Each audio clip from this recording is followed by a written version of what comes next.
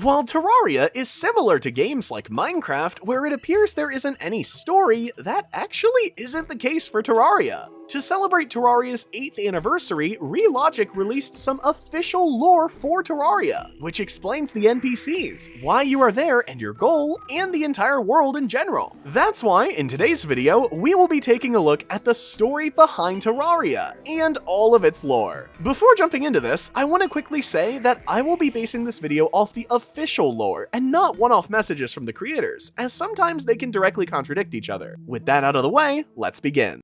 Firstly, let's cover the Terraria world, as it might surprise you. The world you play Terraria in is a living thing, with it actually doing far more than you might think, which we will cover throughout this video. But for now, we will take a look at the different biomes and what their purposes are. Firstly, almost all of the normal biomes, like the forest, jungle, ice biome, and a few others, are just that. Normal biomes, meant to hold the world's critters safely. While those are the nice biomes, the evil biomes are where the lore starts to come in. Starting with corruption, since it's the best, it is considered to be an infection to the world, just like you got an infection, and it grows by all of the quote-unquote vile actions and thoughts by all beings in the world. The corruption's goal is to eventually take over the entire world, and then afterwards destroy the world along with itself. The crimson, on the other hand, is a little darker, with it being a living thing that takes control of people and creatures' minds in an attempt to take over the entire world, with it already doing so in thousands of worlds before yours. The Crimson will take creatures and consume them before putting them back out in the world, which is where we get the Crimson enemies. Finally, the Hallow is probably the most interesting of the three, with it also giving us the backstory on the Wall of Flesh. In each Terraria world, there is a World Guardian, which has the ancient spirits of light and dark, and that is, of course, the Wall of Flesh. Once you defeat the Wall of Flesh, the ancient spirits are released, which is what makes the Hallow, with the goal of it wiping out anything that is a threat to the world, including yourself. Now that we got that covered, let's get into the actual story. The story starts a little bit before you get into your world, and with a boss we have never seen in Terraria for ourselves, which is Cthulhu. This massive creature came to your world in an attempt to control everything that lived in it, but the Dryads in the world teamed up to try and fight Cthulhu. In their fight, almost all of the Dryads were lost in the battle, other than one, which is the one you get as an NPC, and they only kind of managed to win the fight. While they didn't outright win, they did break up Cthulhu into multiple pieces, which is where we get the bosses I have on screen now, including the removed Akram. After this, the sole surviving Dryad disappeared until you later came along and got her to spawn in, and nothing really happened for a few years.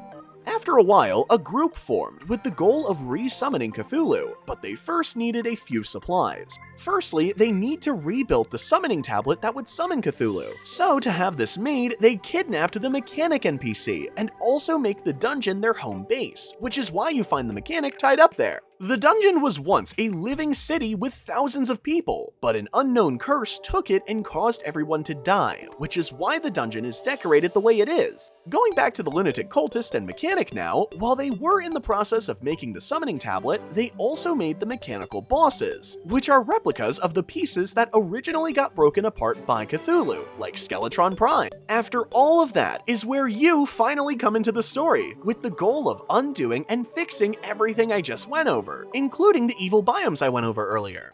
Now that we know the backstory, let's take a look at what your specific role in Terraria is. Firstly, your overall goal is to stop the cult from summoning Moonlord, stop the evil biomes from fully taking over the world, and finishing taking out the remaining parts of Cthulhu.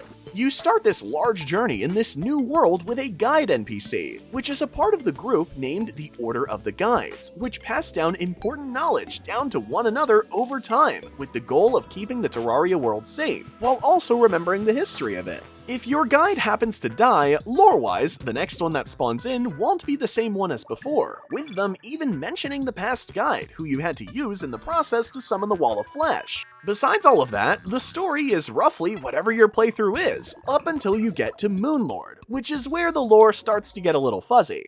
Moving on to Moonlord, the lore doesn't outright say if it is Cthulhu. In fact, it actually doesn't really comment on it at all, other than implying it's likely Cthulhu himself instead of a separate being.